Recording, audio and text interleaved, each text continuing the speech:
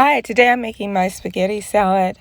I had a bunch of noodles left over from my spaghetti that I made the other day. So I just put a little water and put them in the refrigerator and then brought them back out with a bunch of my favorite vegetables.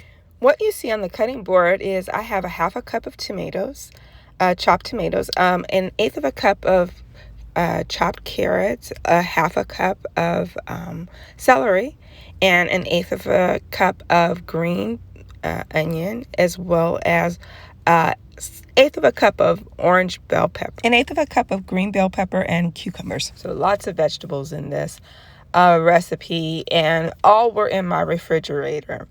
I added just chopped ham. You can buy this in the grocery store anywhere, and essentially mixed all of my ingredients for pasta salad into my bowl with Italian seasoning to taste.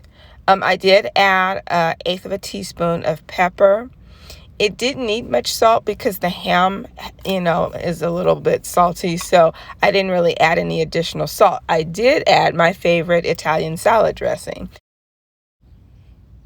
I then mixed my ingredients, as you can see here, just tossing them with the dressing.